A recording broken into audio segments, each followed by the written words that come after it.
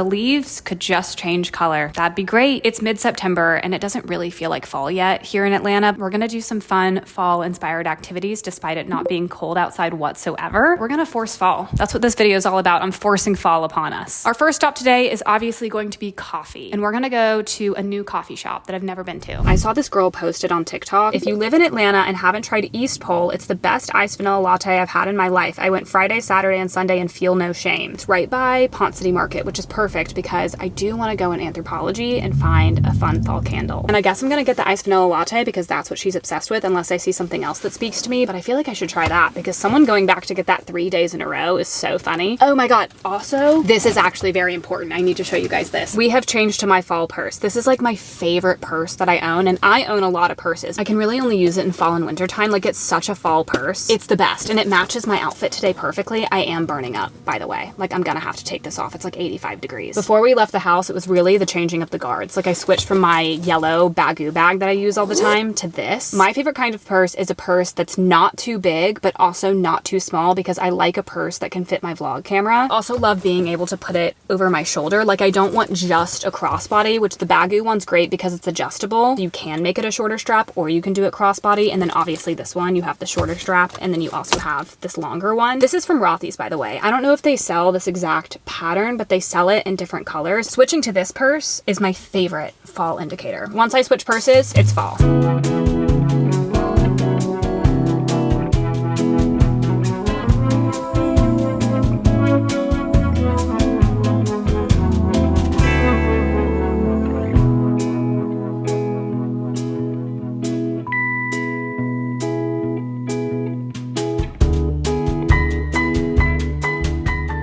It's kind of crazy that I'm still wearing this sweater. I was the only person in there in a sweater, and I was like actually so hot walking up to the coffee shop. I do need to take it off, but I just feel like I can't. I'm feeling a little bit stubborn. Yes, I am gonna roll it up to my elbows, but I'm not taking it off. Coffee is good. It's just kind of like a quintessential iced vanilla latte, like a good standard iced vanilla latte, which there's a lot of bad iced vanilla lattes out there, so this is a good solid one. Also, that place was like huge study work vibes. Like, it was very quiet. Every single person on their laptop. Like, no one was there with a friend chatting. So if you live in this area in Atlanta, like, that is a place to go work. Coffee, check. I do need to get a seasonal coffee at some point soon. I need to look at Instagrams of coffee shops around here and see if they're already selling seasonal lattes for fall. I never park in the Pont City Market parking lot. I always park on a street nearby, and then I just walk there just because it saves a little bit of money, and then I also get my steps in. It makes me feel a little bit better about buying something because I'm like, oh, well, I didn't spend any money on parking. Honestly, I'm kind of tempted to walk into Glossier too because they just came out with blushes, like cream blushes.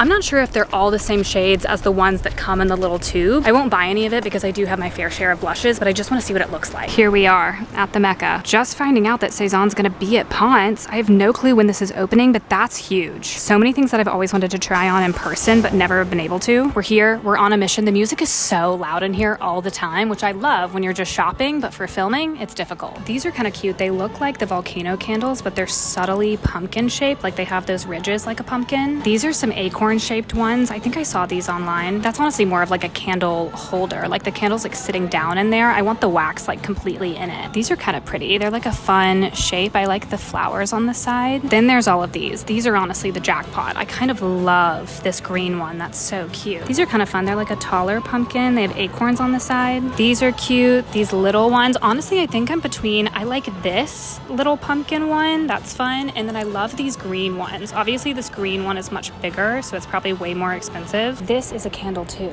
Okay, that smells good. That smells like manly, musky, woodsy. I don't know, but it smells good. The bag has been secured. I went to Glossier for a couple of minutes just to check out everything. The new blushes have a lot of new colors, and then I think like 3 of them are the same as some of the old blushes. I tried the color Float. The girl that I was talking to, she said that that was her favorite and also the best seller in that store. I love Glossier. Honestly, I love a lot of their makeup products, and maybe that's my millennial showing, even though I don't really think of Glossier. I mean, I guess it is a millennial brand, but also Olivia Rodrigo was literally the face of it, which is maybe why they picked her, because they were like, okay, we want to appeal to Gen Z a little bit. I don't know. I like a lot of Glossier's makeup products. I feel like it was one of the first makeup brands that felt really accessible to me because I just feel like a lot of their products are very easy. It was the first brow product I ever purchased was Boy Brow. The first blush I think I ever purchased was Glossier blush. Their Halo Scope I think was like the second highlighter I ever purchased in my life. I think the first one was Becca Champagne Pop because I just saw it online so much. Glossier was my intro to certain makeup products, you know? You can probably guess what candle I ended up getting. Ta-da! Honestly, I loved the pumpkin ones, but they're pumpkin scented. I wish I could have the pumpkin shape candle, but then a different scent. The pumpkin scent is just a little bit too sweet for me. This candle is Honeycrisp oak wood, so it's a little bit sweet, but the oak wood makes it a little bit more musky. It smells so good, and I can also keep this on the table or a counter throughout different seasons, whereas the pumpkin you would have to put away after fall is over. Once I'm done with the candle, I guess I can put like candy in here. My grandmother used to always have Hershey Kisses in a little silver bowl on one of her coffee tables, so I could do that. I don't know, honestly, I should learn how to make candles so I can just fill this back up. That's just what I need, another hobby to buy supplies for. Like, I already have like so much yarn. I have a full sewing station. Like, I definitely don't need to get into candle making, but something to consider. Happy fall, everyone. It's like I'm lighting it like a ceremony. Ooh, it's so pretty. Aww, I'm obsessed.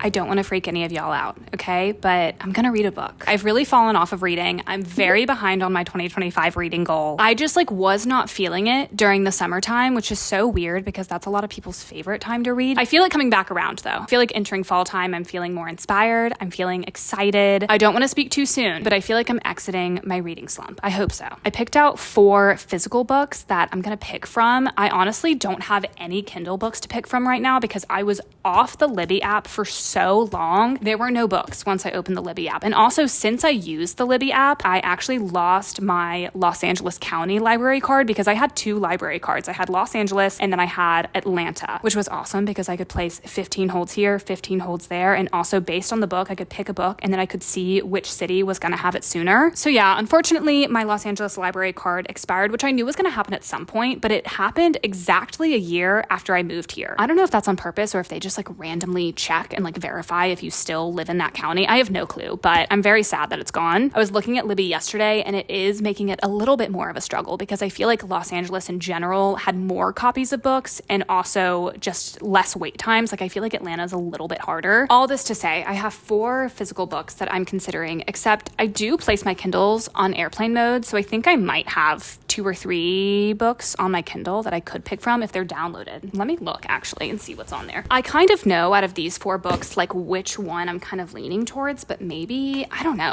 y'all, I'm gonna decide live on air because I kind of want something a little bit spooky, a little bit like fall vibes. I'll tell you guys all of the books that I'm considering, though I will say coming into this, filming this clip, I already thought I knew what I was gonna read, but now that I'm sitting here, I'm kind of questioning it. I picked this one because if I'm getting back into reading, I need something kind of like easy to digest. I didn't need anything too intense, and I feel like romance books kind of do that for me. Romance books always end up being 3 stars for me, so I feel like I could easily read a book like this and then just feel uninspired and like stop reading after this book. So I do want something that makes me excited to read the next book, Beartown by Frederick Bachman. I actually started reading this right before I fell off of reading and I really liked it, but then I just stopped. Nothing to do with the book. I don't know, I just stopped. And also someone told me, they were like, you need to read this when it's actually cold outside because it just makes the book all that much better. So maybe I want to save this for when it's actually cold outside. And also this book is so frustrating to me because I read a spoiler about it and I've been hoping that I would forget the spoiler, but I still remember it, which sometimes happens with books. When I hear a spoiler, I'm like, okay, I'm just gonna wait like 9 months to read that book, and then I don't remember the exact spoiler, but I haven't forgotten this one. I think I was just Googling about a specific character. Like I think I wanted to, I don't know what I was Googling. Like I think I just had a question. I was confused about one of the characters and then I read a spoiler.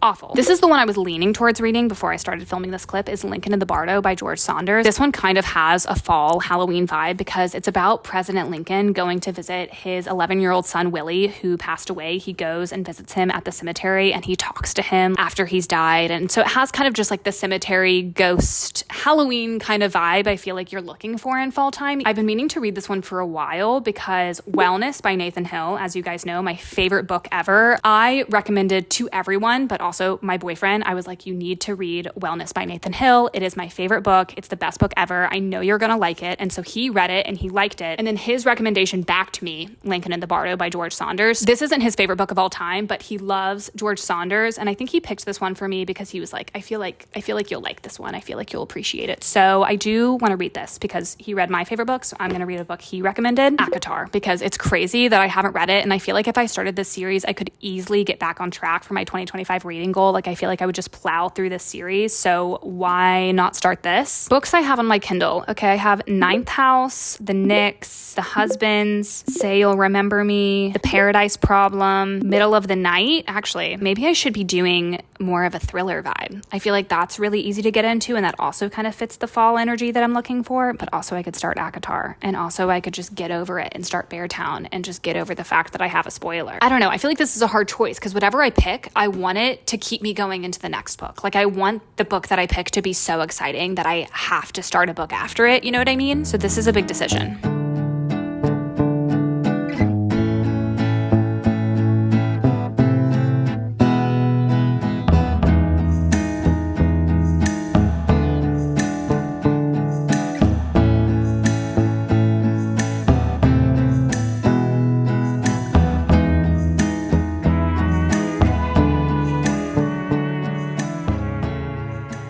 I am 50 pages into this book, and I think it's about like 340-ish pages. Chapter 1, it opens up with Lincoln talking about getting married to his wife and just kind of their relationship. And then in the middle of that chapter, it just has these interjections. At first I was kind of confused. I was like, who are these like people talking? Like, are there multiple narrators that are just like interjecting their opinions? I'm kind of confused. And then the second chapter and a few chapters after this, everything is like a citation. It's talking about this party that the Lincolns threw the night that their son got sick. Chapter 5 is describing the moon outside of the party, and it's all of these different citations. I'm just going to read you some of them. Many guests especially recall the beautiful moon that shone that evening. A common feature in these narratives is the golden moon. There was no moon that night. The sky was heavy with clouds. A fat green crescent moon, full moon was yellow and red, a silver wedge of a moon at the window. The night continued dark and moonless. A storm was coming in. I feel like that was the chapter that I was like, okay, I'm kind of digging the vibe of this book, because the chapters before that, you're learning about this party and they're describing like these flowers and this chocolate fountain and all of these like ornate big things and these important people, and you're like, wow, this is crazy. Is this what was going down back then? And then you get to chapter 5 and like no one is describing the sky the same way, and so you're like, wait, I can't actually believe any of the previous things that I read because everybody's remembering things incorrectly. Which, that idea of like people not remembering correctly and like not believing every take that you read kind of ties into the idea of the book, which I kind of told you guys a little bit about. To explain it a little bit further, it's set in 1862. The Civil War is less than 1 year old, and President Lincoln's son Willie dies at 11 years old. At the time, newspapers reported that Lincoln was seen going to the cemetery multiple times to visit his son and allegedly held his body. This entire book is an elaboration on that historical fact that he would go to the cemetery and do that, which is such a crazy idea for a book. The reason why I like chapter 5 so much is because it's just so funny that none of these people are remembering the moon the same way, and they sound so confident when they're describing the night sky. And this entire book is based around the historical fact, the historical truth that Lincoln would go to the cemetery and do this. He would hold his son's body. But you have this chapter that's like, hey, everybody's remembering things differently. Some of these people have to be wrong. So can we even believe all of these reports that Lincoln would go to the cemetery and do this? I don't know. After chapter 5, you start to get these chapters that are all of these characters that are kind of like in limbo in the Bardo. And these were the people that interjected in the first chapter when I was like, who are these people? So far, so good. Very interesting formatting all around. I think I'm liking it so far because the premise is just so interesting. Like, how does someone even come up with an idea like this? And chapter 5 I loved because it was like, okay, this book's gonna have a good sense of humor. I also feel like I'm back in a high school English class reading this book in a good way. As I'm reading it, I feel like I'm preparing for a discussion in class. Like, what did the author mean by this? I don't know. I feel like I'm just reading it in a different way, and it's kind of fun. Like, this feels like a book that I would have read junior year of high school. I feel like most people take US history junior year, but then our English class at our school mirrored our history class. So all of our reading, all of our essays, like just everything to do with English was mirroring our US history class. I feel like I got the cool English teacher that assigned this because he was like, you know what? I want you guys to have fun, but it's kind of about a president.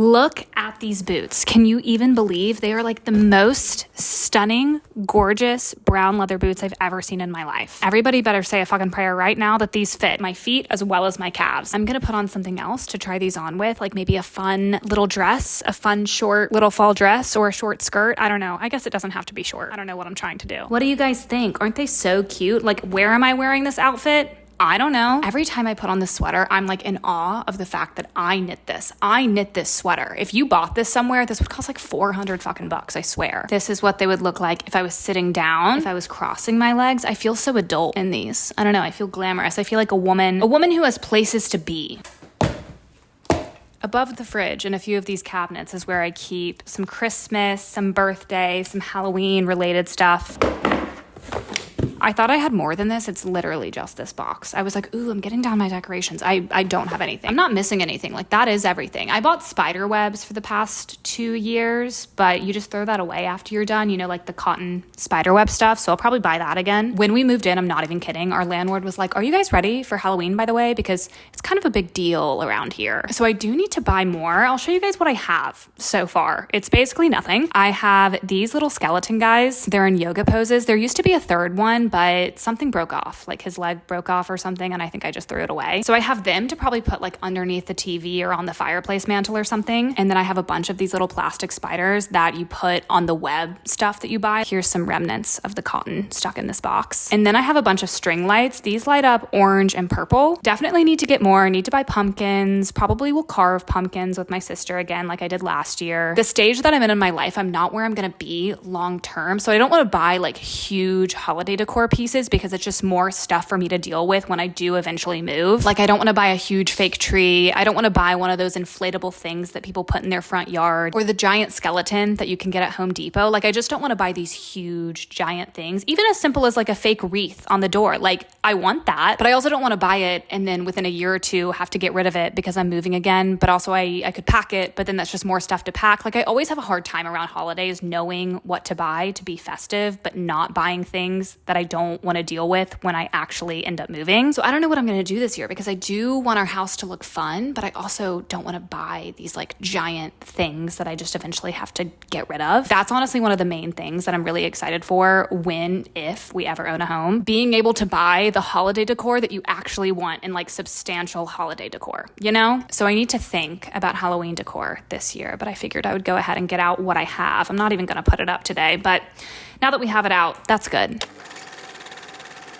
The other day I was hanging out with Taylor Tippett. If you guys don't watch her on here, you should. My next video is going to be us hanging out and doing a bunch of stuff around Atlanta. But while we were hanging out, she was asking me, she was like, oh, what video are you working on right now? Like, what are you vlogging? And I was telling her I was making this vlog. I don't know what the title is going to be. It's like me forcing fall, getting ready for fall. And she was like, oh, you should title it Soft Launching Fall. That's the video I'm making right now. I'm soft launching fall. That is a much better way to put it. I just kept saying I'm forcing fall because it's hot out. I don't know what the title of this video is, but if it's soft launching fall, that is all thanks to Taylor, because that was a much better way to say it. I couldn't figure it out. I am making apple cinnamon blondies with maple cream cheese frosting. Doesn't that sound so good? I have all of the ingredients. I have my coffee. I love baking in the morning. If I could pick baking in the morning or baking at night, I'm always going to pick baking in the morning because I love having a coffee with the sweet treat that I'm baking. It's just peak. Speaking of coffee and sweet treats, y'all, one of my favorite coffee shops closed. Howdy's, which I'll say this with love. Okay, I never went there for the coffee. I just liked the vibe of the place.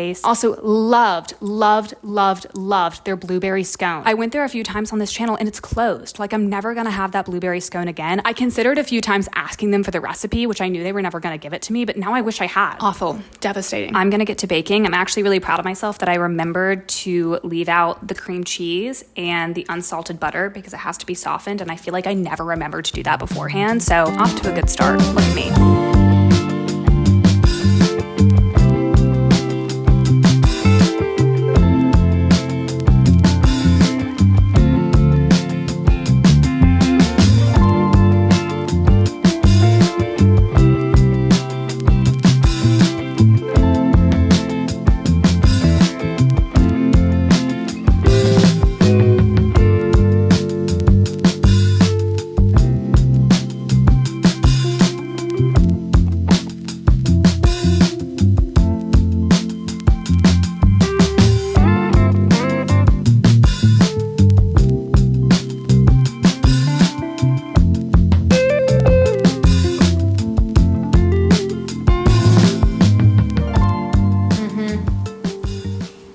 It's so good. Highly recommend. I'll link it down below if any of you guys want to try making it. Between this and the cinnamon Pop-Tart recipe I made, I don't know when, but I made it in a vlog one time. I think I like the cinnamon Pop-Tarts more. Both very good, but I think I like that one more. That one's more of like a shortbread, very cinnamon brown sugar focused. This one obviously has like the apple and stuff in it. Very delicious. And cream cheese icing is my favorite kind of icing. I just texted my sister asking if she wants some. So I might be making a delivery to her house if she responds.